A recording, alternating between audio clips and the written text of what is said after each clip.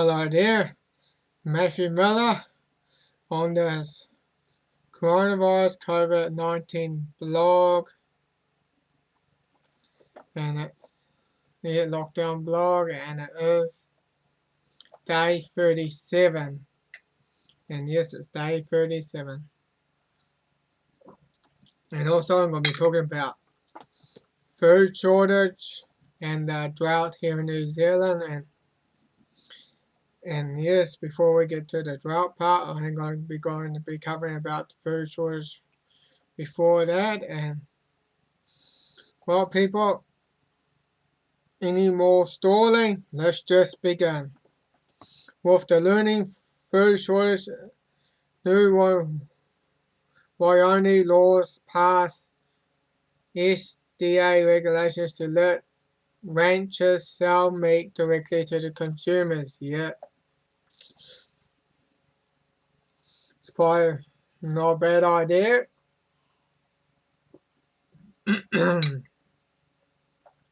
Selling meat.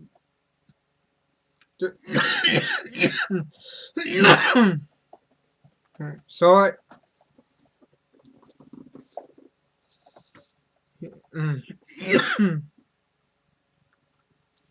And yet, by now, most Americans begin to realize the next phase of the ongoing coronavirus crisis likely to include severe shortage of food, especially protein. Burgers farmers are being crushed with the shutdown economy, and meat processing plants are shutting down due to the spread of this infectious disease. To make matters worse, the government is forcing many producers to destroy their harvest so it doesn't violate USDA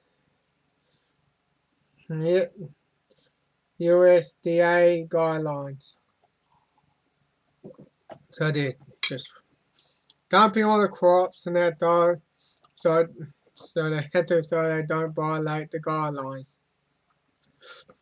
Good grief. Really. Wasting food just so you don't violate the laws. Yep. The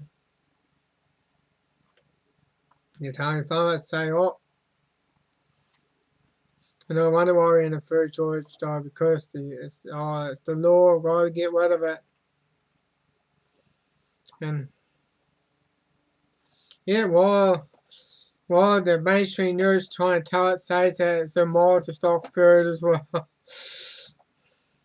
Well, being prepared is always common sense, though. They would sit in the first article. It's selfish and immoral to sweep the supermarket shelves of toilet paper. Yes, just going for toilet paper. It is plain selfishness as well, just trying to hoard toilet paper. Or it is stockpiling groceries in a sensible way and cautious way to protect your family future. Yes, that's common sense. You gotta always be prepared for whatever's coming. You want to always be prepared for whatever is coming way before the disaster even hits. Because do you know what thing about panic buying? Those who are not prepared, they do panic buying. That's what they do. People who are not prepared, they panic buy. And the ones who are actually more prepared than that though, they know they don't go out and do shopping unless they are running to get something that they only need. and of course, since people have been racing to McDonald's on the first day of level 3 in New Zealand, they actually even ran out of lettuce due to high amount of fast food. They actually ran out of lettuce. So I think McDonald's, you might have to start growing your own lettuce. Yep. And they're not going to be containing with the minus the lettuce. Yeah, because they're out of lettuce. Yeah. The McDonald's performance comes off the latest issue on its Facebook page on the Wednesday night. This post says, sorry due to some demand, some stores had temporarily run out of lettuce. Our supply on delivery truck are working hard to restock the restaurants. Yeah, well, McDonald's, they're going to probably have to store to start growing it on there. They'll have to have lots.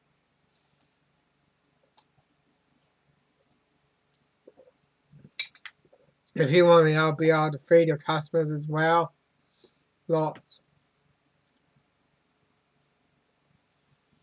And let's move to the next one here. And this one's for national news.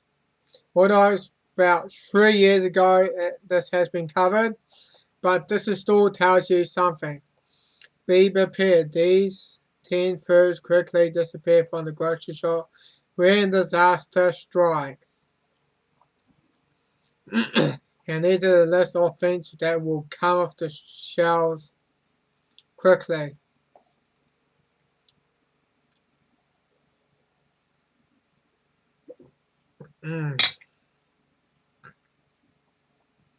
Yet there are certain foods that will sell out almost immediately in a disaster, and it is necessary that we take note exactly and why it's important to know. The first is to rather be obvious. You begin stockpiling those items to avoid running out in the future. Second reason is more informed assumption often leads to false conclusions.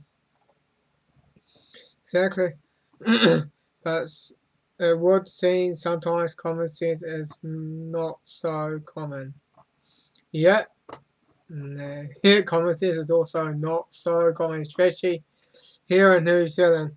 The off-the-grid news have compiled lists based on their assertive studies featuring the top 10 foods that will disappear from the grocery shop during an emergency. Yet when disaster strikes like a pandemic, which is which is a pandemic on the coronavirus, find out it's not actually even bad as the flu or something. Of course, in effect, you probably can't actually catch the virus because the virus is actually occurs some and it's a immune system response. That's why virus when your body is stressed or toxic and that time, your body will release those viruses to deal with it, to deal with the toxins and well, yeah, and all the toxins, yeah, to deal with it. That's what it is.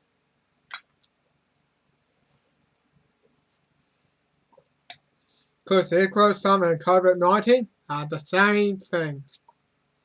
So the pandemic is not actually a pandemic. We've been told it's a pandemic, but it's not actually is. And well, let's stop rambling about what is a pandemic or what is not a pandemic. So let's just go through it. The list as follows: water, bread, beer and alcohol, canned food and vegetables, yes. Canned soap, peanut butter, eggs, meat, coffee, frozen prepared food.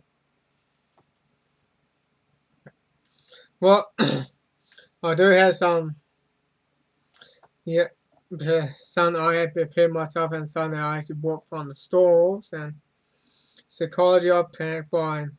2015 by the Department of Homeland Security found that 60% of Americans are not prepared for an emergency yet. So they are. Despite that, the fact of 80% of Americans reside in the country are at high risk of weather-related disaster. Having an emergency plan is essential. Yes, it's always paid to practice the emergency, but first let's just go through it. Yeah, so what do I really need? Disaster preparation takes practice. Yes, of course, and that is the case. Avoid items that requires refrigeration. Yes, of course.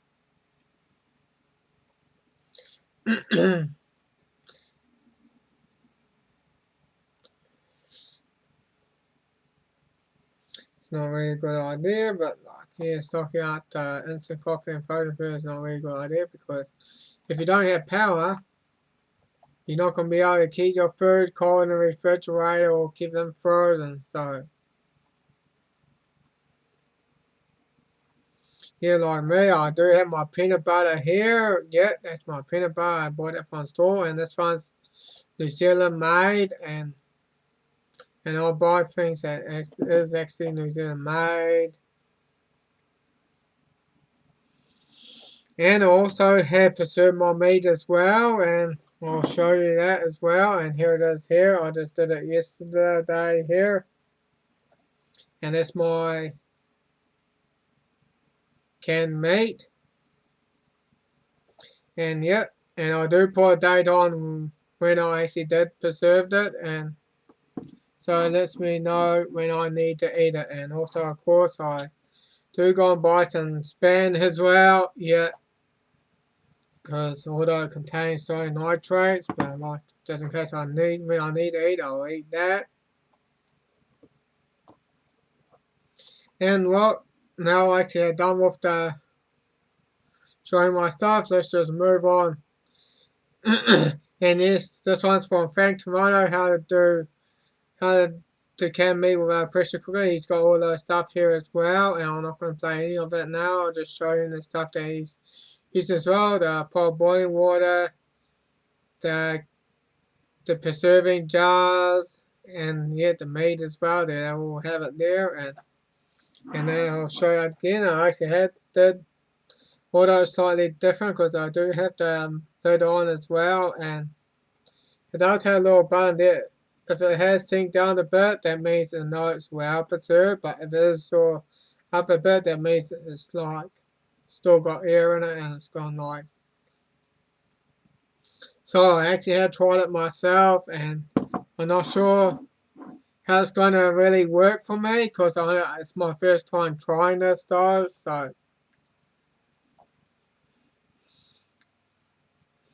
yes, so it's time that I need to just get to it now, and no, it's going to be quite a long show, but I ain't going to, long blog, but I ain't going to do it, and now it's time to listen what the wife, yeah, because even else move food shortage, even this National Guard guarding the food, yeah, let's watch that.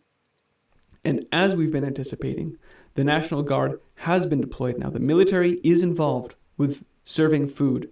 Yeah, now the military is involved, yeah, because when there's a food shortage, people will try to rob the truck or ransack them or something, so that's why the military will have to involve to guard the supply so they don't get ransacked or something. To Americans now. You can see these pictures of the National Guard deployed to Texas, in Cold Spring, also in New Braunfels here, armed guards deploying, giving you your food. This is grocery shopping in 2020. Would you like fries with that? Here's an armed carrier unloading food to the Salvation Army. This is in Ohio. Here it is in Delaware, National Guard. Here it is in South Carolina, National Guard issuing friendly groceries to you. I mean, this scene is playing out in Arizona. This scene is playing out around the nation right now. The military has become involved with guarding the food supply and ensuring order around people picking up their food. Yeah, and that's so the National Guard is already getting involved in the states, and that's to let them know that, especially here in New Zealand, we're going to probably get those one day, because once we get food shortages here, yes, there's going to be some army guarding the food supply, so people do not try to ransack the area just to get food. So yes, we're going to see that here in one day here in New Zealand, because we are in food shortage, and of course, I think we ought to be getting the National Guard, the Army here in New Zealand with the water. We are running out of water. New Zealand Army sent to help with Northland's drought relief. Yes, yet the Army's there, and it's already happening, and because of the drought as well, which I ain't going to get to that as well, but there are still some videos to go through, so I ain't going to go back for yeah. Now this one's for a depth 2030, and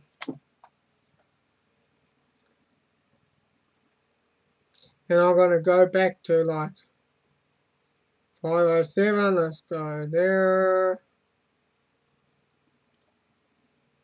And like I said, you're not allowed to shoot these things. Senate Bill 100. Yeah, although, yeah, you're not allowed to go hunting for them. So they are trying to find people for those who dare go hunting, going for board hunting. Oh, the pig hunting? No, no, no, you can't do that now. Are they in danger? Probably not. Good. Well, let's continue saying. Let's continue on. Set a minimum fine of $2,000 for hunting these. And of course, there'll be about 3,500 New Zealand dollars estimate as well, depending on our exchange rate in here in New Zealand. Yeah, it's probably like about here's about 60 cents to our dollar in New Zealand. Here, 60 cents. So yeah, I probably might be right around 3,500 fine New Zealand dollars. Yeah, so let's just continue. So let's say you're out in this field and you're the farmer and you shoot it and it's not a life-threatening immediate harm situation, you will get that fine for $2,000, even though they're destroying your crops. And a lot of farmers like, yeah, if they're destroying your crops, yeah, and that's just ridiculous. People just say, "Oh, you can't shoot them because they're destroying your crop." Oh, they're eating my crop. Fine, like that. to trap these at night. You're not allowed to do that either. So how are farmers supposed to protect their own fields if this ridiculous law has been passed where you can't protect anything from this pest that you know is already there? Or else you wouldn't be passing the law. Montana, Senate. And these animals grow really large. You know, they can get up to about 300 pounds, and with the tusks, they are a formidable force. But living out in Hawaii for a few years, the guys out there hunt the wild boar. It's a delicacy. Over in Asia, it's a delicacy. So when I see this article here, and I've lived in 2 locations that actually eat this animal, and I see this here, they're trying to scare you now. Can't hunt it. We're going to give you a fine. Well, you wouldn't want to eat it anyway because it's such a dangerous animal. 89 bacterial parasites, diseases transferred to either livestock, wildlife, or you, the human. Now, see, they didn't break it down. There might be one transferred to human, but they'd have lumped everything together. Again, it's a scare tactic. Don't eat the boar. So what are they saving all these boar for? I know they're difficult to hunt. They're very good evaders, some of the best in nature. Difficult to hunt at best. I wonder what the whole thing is, why you can't hunt these or get them off your land. So that's a retraining exercise. Don't eat the natural wildlife. Yeah, don't eat the wildlife. So it means you won't be able to go hunting. They try and pass laws so you can't do that. That means trying to survive without breaking laws is going to be absolutely difficult. And it's all about control, people. So let's just move on. And don't get close to anybody. Oh, wait. Now shoppers are urged to eat blemished fruit. Yeah, they're going to be telling us, say, oh, eat those fruit that's about to start to rot. So, well. And vegetables.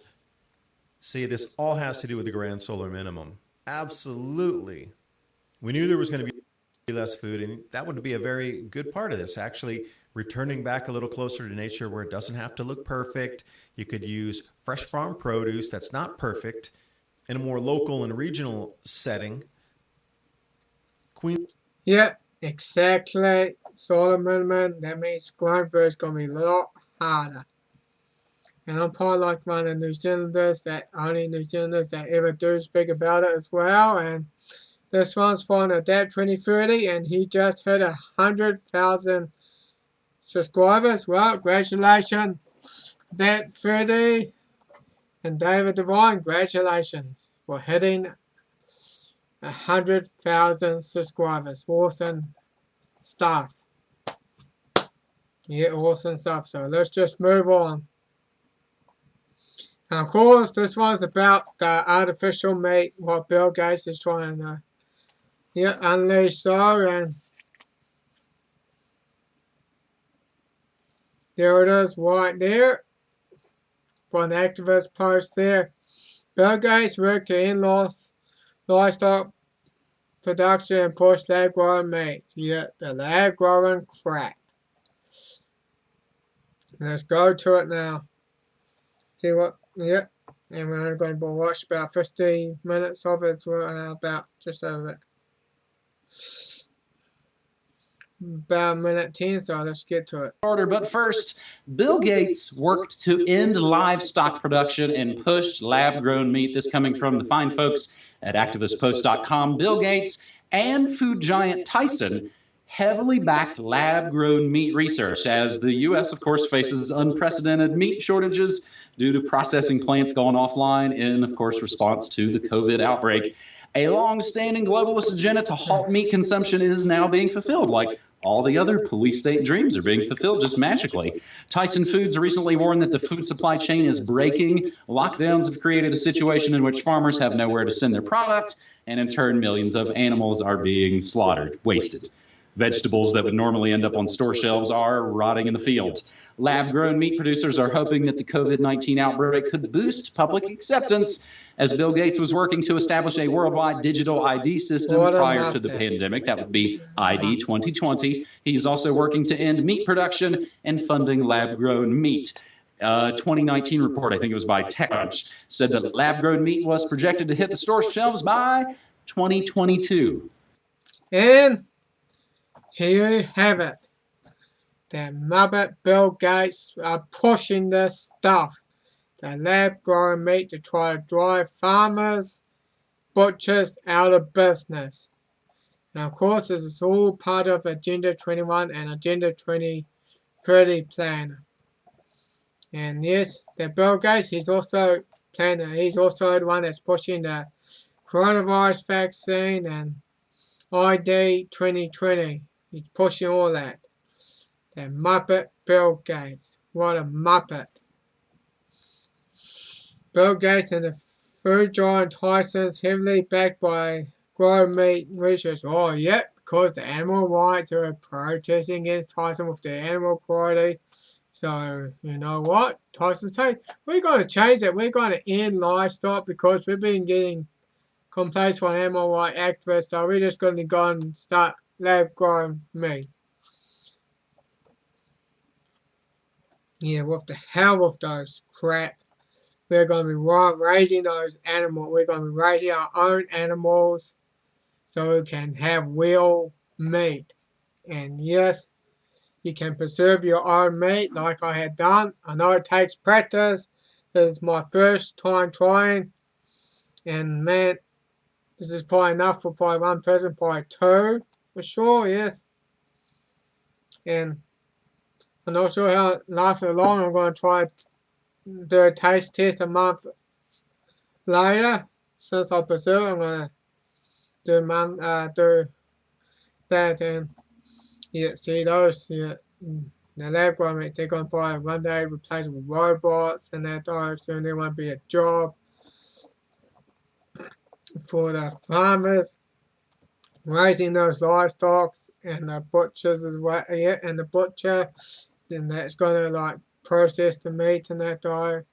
They're going to go out of business. What a Muppet. And Bill Gates, and look at that. UK aid partner with Gates Foundation to tackle global food insecurity. Yeah, to sell us poison, sell us that GMO crops. The new funding allows scientists to research cutting-edge technology to protect crops and produce with super crops that may be more sufficient and outstand the impact of climate. Yet with GMOs, with that GMOs, which these are, and this is also polluting like crazy.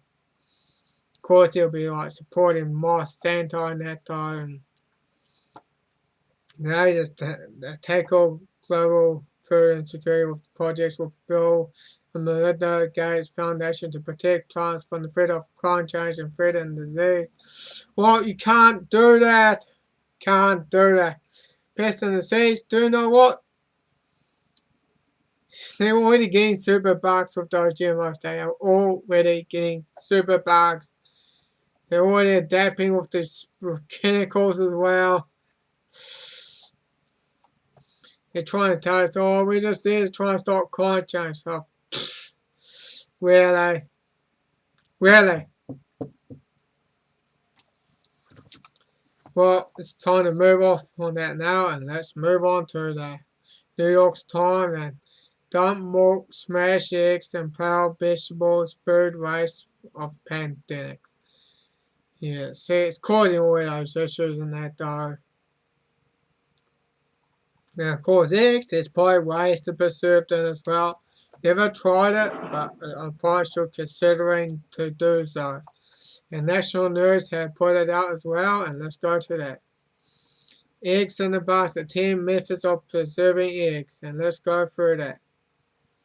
Fermented or salt cured eggs. 1. Fermented eggs, and yes, I'm not going to read it all through that. I will leave a link down there below so you can make up your mind about it and so you can look at it. And secondly, salt preserved egg yolks. And yes, you can freeze raw eggs. There's probably several ways of doing that. And freezing cooked eggs there, and freezing eggs and baked goods. Pricking and canning and pricked eggs there, and preserving eggs and wood ash. Oh, interesting. Wood ash. The ash that you clean out a wood stove can be used to preserve eggs. Eggs and wood ash has a loss rate of about 20% after 6 months, with only 40% of spoilage after 8 months or so. So do take note that eggs preserved in wood eggs may have a stale taste. Well, it may have stale taste, so we're not sure but it's probably worth a try. And of course, you can wax and and beeswax, you can wax preserved eggs. Yeah, send away to the methods listed above. Coating eggs in wax to aim to seal the pores and eggshells to prevent spoiling. While wax can seal pores a bit more than other oil-based substances, but it requires more work than any other method. So it's probably worth a try. We will probably see how it will go after about a month, 2 months, 3 months. We'll be on, see how it goes. And last of all, 10, preserving whole egg and salt. Yep. And that's all I gotta say for that. I'm not gonna read the whole thing because it will take a lot of my time in the video. So, yep. Of course, yep. Thing of the coronavirus test. The military leader worst. We must prepare for the worst. Yet, yes, you always gotta be ready for anything that comes. And I am showing you some ways that you can do that you should try yourself. And for me, I actually had preserved my meat. I bought about 500 grams of meat, and which is probably roughly about 20 ounces. Because I think, yeah, it's about 20 ounces of meat. Yeah, so because a pound is about 450 grams. That's a pound. Yeah. And it's also about 16 ounces. So I think my meat was actually 20 ounces. So with this, I got about at least about 18 ounces of meat that I got there that preserved as well. 18 ounces. So it's about 475 grams. And let's just move on to the drought. Yes, the drought. And yet the Northland drought. Yes, in New Zealand we say we're still in the drought. Although we've probably been getting a few bit of rains, but it's probably not enough to break the drought. You can see the dam's getting low. And for me, I should go and drive around and see if, to check out the dams to see how low they really are. That's one thing I like to take a look at. Yeah, the drought is not officially over for Northland, but dams to store water for future dry seasons are always showing promises. Yeah, there's always, and we can end this water storage stuff as well, and it's called pouring water, which I ain't going to get to that soon, and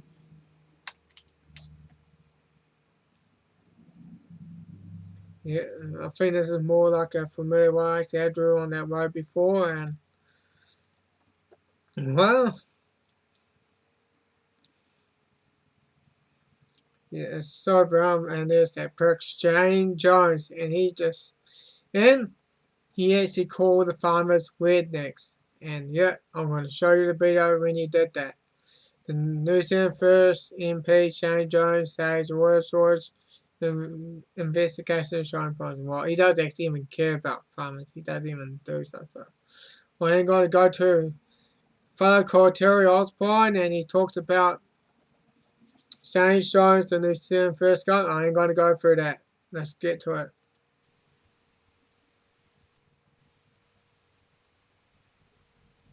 Turned into a slanging match between Forestry Minister Shane Jones and protesters.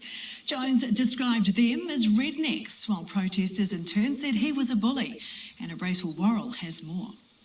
Yeah, a bully. Do you want to listen or not? Yeah, he calls them rednecks, and well, I'm gonna let's go to the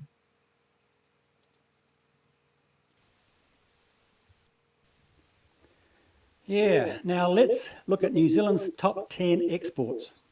And I'll only look at farming. There it is, people, right there.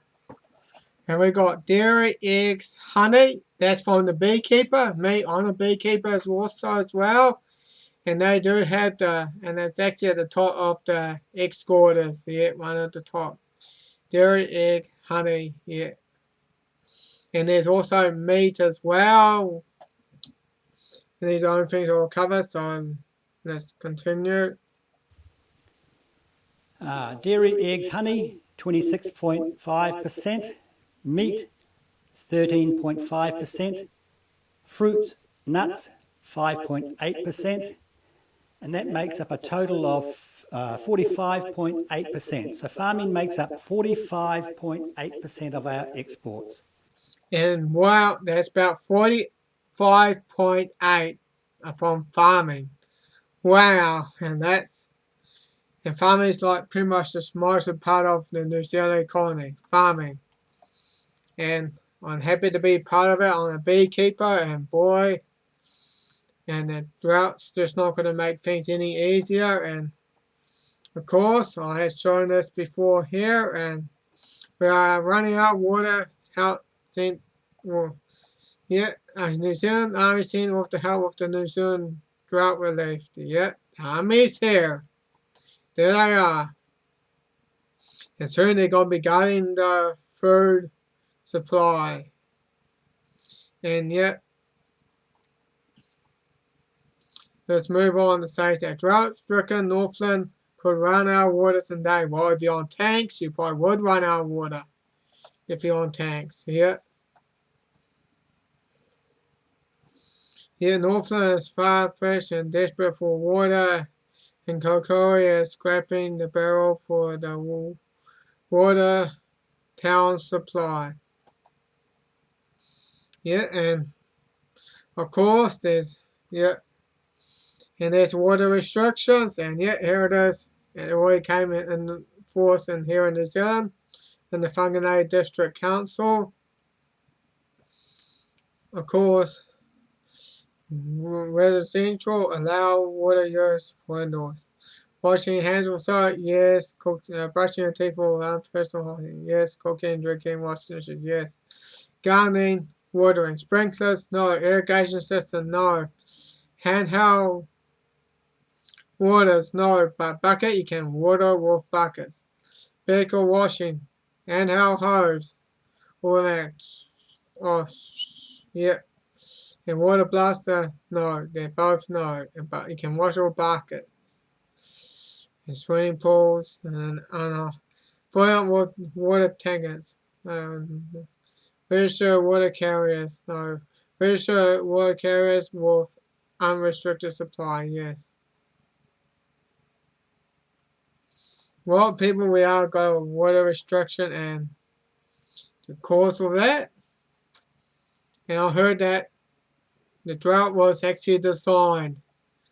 Yeah, with geoengineering, and let's go to the next one from the Northland Chemtrails. Yeah, the Northland, the Chemtrails, North New Zealand WordPress, and yes, the rain robbery continues in March. The aerosol operation to proceed on 8th March 20th. Perceived rain forecast on little rainfalls. Yeah, so they're really spraying those trails in the sky to stop rainfall. That is just so diabolical what they're really doing. Stopping rainfall. They're literally creating droughts. This is on purpose. If they're going to say this on the minute, yes, we're running an aerosol operation and we are trying to bring farmers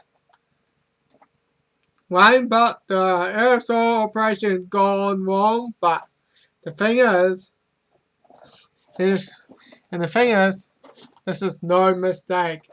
They are doing it on purpose. They are there to bring a drought. Sounds like for a James Bond movie. Yeah, just on Cornerstone or something. I think that one was after the Die Another Day. Yeah, I haven't watched that movie, but it's been a long time since I've ever watched it. Oh, they're actually creating a drought. Yeah. You know why? So they can drive us off our land. And they're just going to keep aerosol spraying and when they're required to show on the media say they're going to be doing all that, they're just going to say your experience gone wrong. But the thing is, they just did tell you to say they made a mistake, but this is no mistake, people. It's all a plan.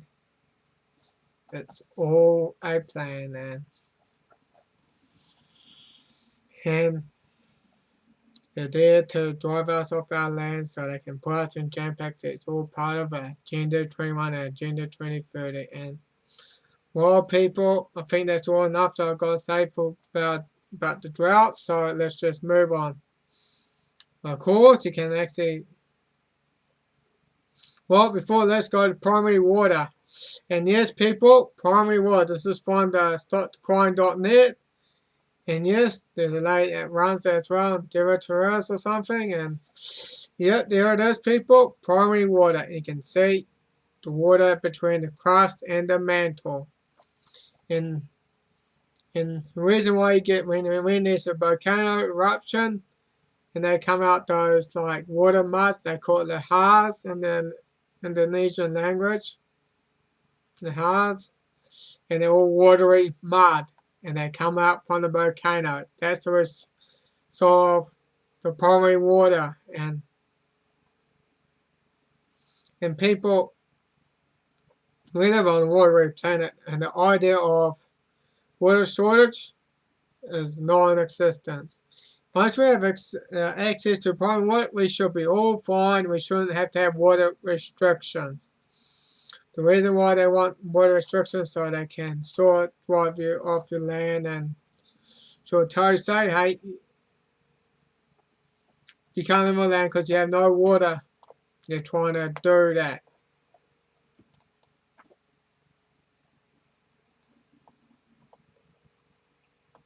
and it holds more water than the sea and as well. And of course, in the Libyan war, yet Gaddafi, the great man-made weather project research, and yet he really brought water to the town. He brought agriculture in that though, but it was destroyed by NATO, and he really brought water and agriculture to Libya. Gaddafi, we like him or not, he's the one who actually brought the agriculture and water to his country.